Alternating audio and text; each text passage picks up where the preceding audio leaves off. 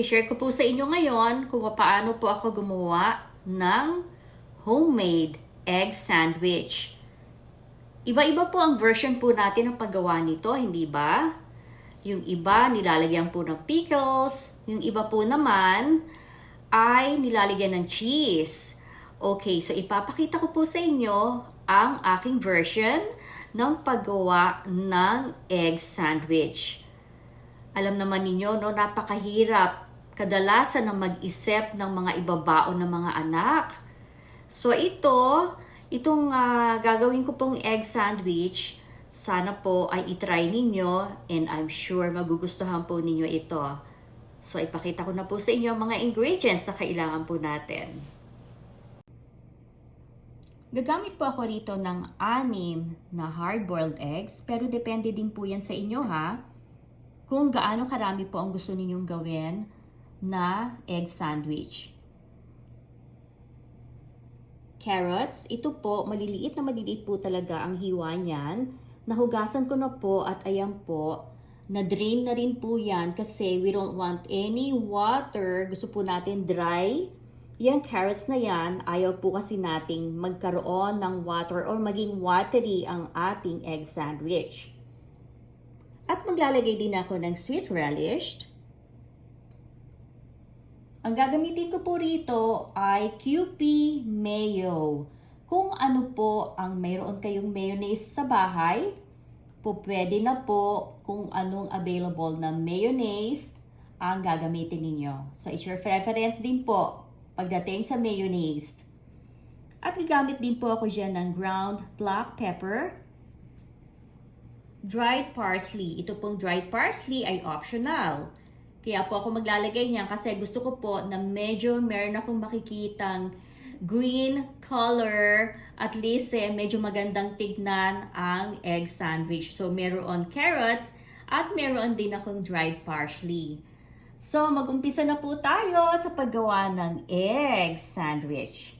Siyempre ang unang gagawin po natin, ima-mash ang mga eggs.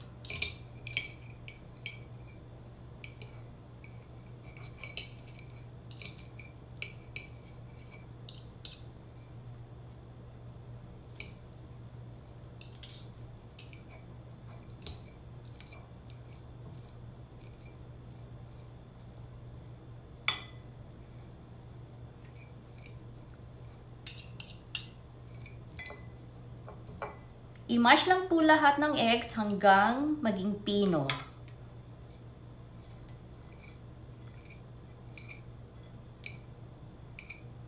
Ng eggs, i-add ko na po ang carrots.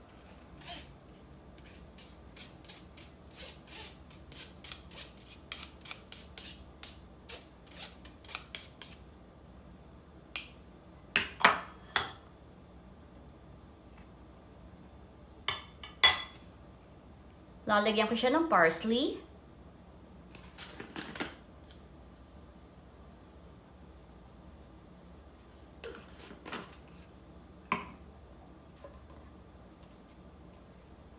Ground black pepper.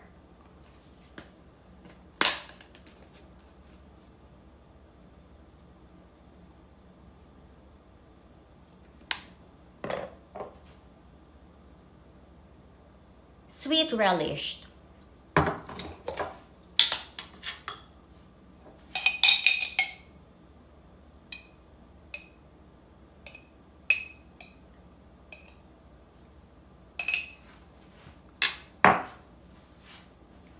At ang ating Kewpie Mayo.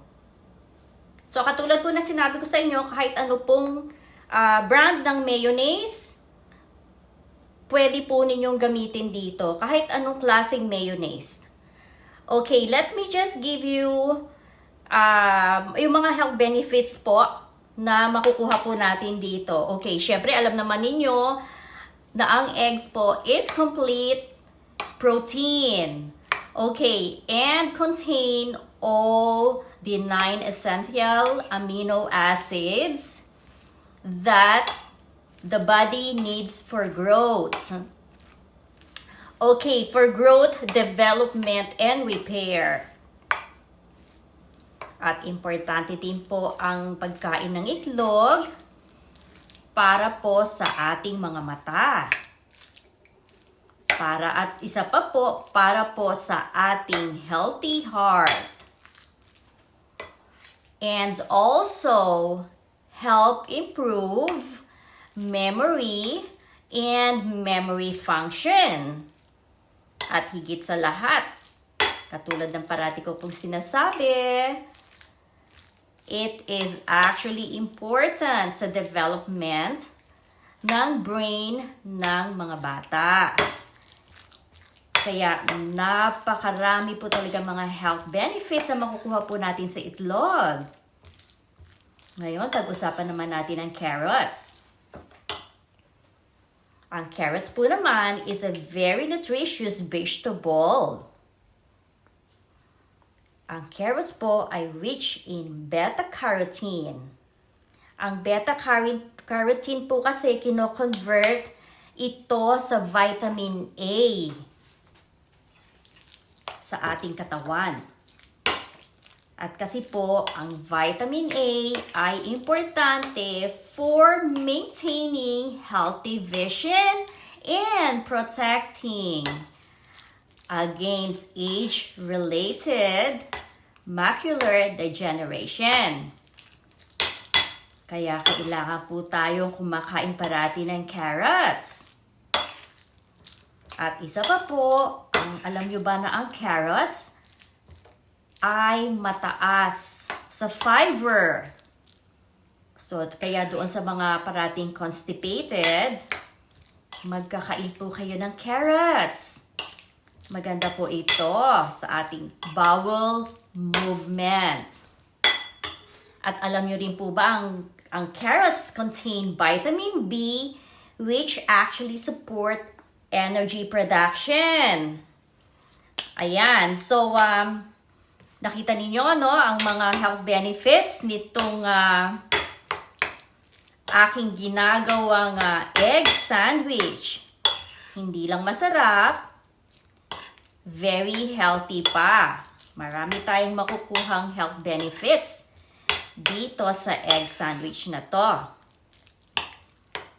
Alam niyo po ba, hindi na ako naglagay ng salt. Kung mapapansin niyo, hindi na ako naglagay ng salt dito kasi ang mayonnaise po, syempre medyo salty na yan, ha?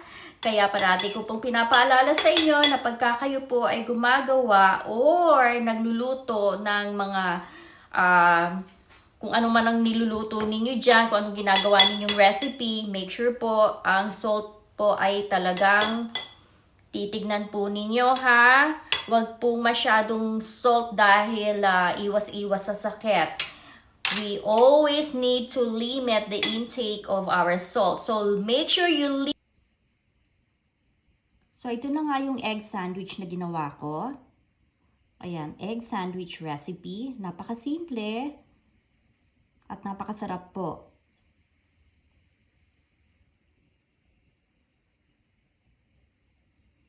I'm going to do the taste test, ha?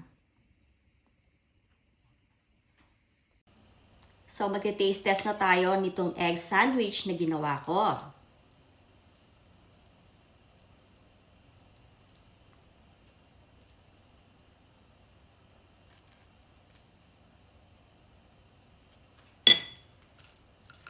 Ang ginamit ko palang bread dito ay sourdough bread. So, ayan siya. Tikman natin. Sana masarap.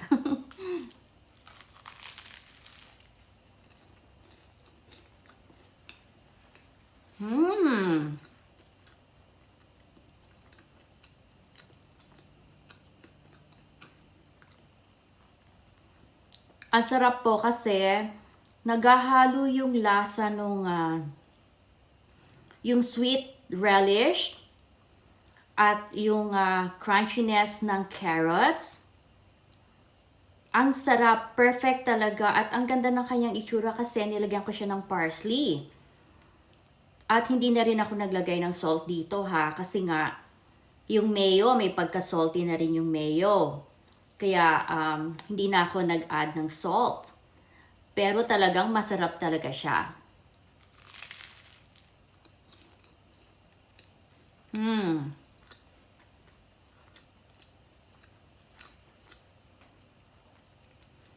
Alam ba ninyong first time kong gumawa ng egg sandwich na ganito, na merong carrots. Kasi naisip ko kanina, the usual egg sandwich recipe na ginagawa ko, ordinary lang, mayonnaise, tapos I just add a little bit of ground black pepper, and yun nga, just 3 ingredients. Eggs, mayonnaise, and ground black pepper. Itong pickle relish na to, actually, ngayon ko lang din to ginawa. Naisip ko kasi na para hindi naman medyo bland. Imbang kasi, syempre, pagka walang sweetness or a little bit of saltiness, parang hindi masarap yung kinakain natin eh. So, nag-add ako ng pickle relish. I-try nyo rin po yan next time na pagka gumawa kayo, mag-add kayo ng pickle relish. At yung carrots, syempre, yung carrots is medyo crunchy siya, kaya masarap talaga siya.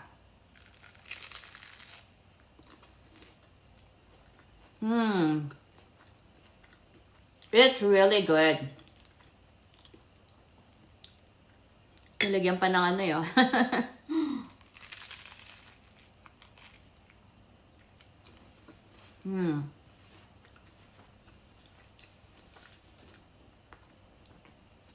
Marami din ako nagawa sa 6 pieces of eggs. Kaya siguro ito, well, what's today? Monday. Well, most probably this will last until Thursday or Friday.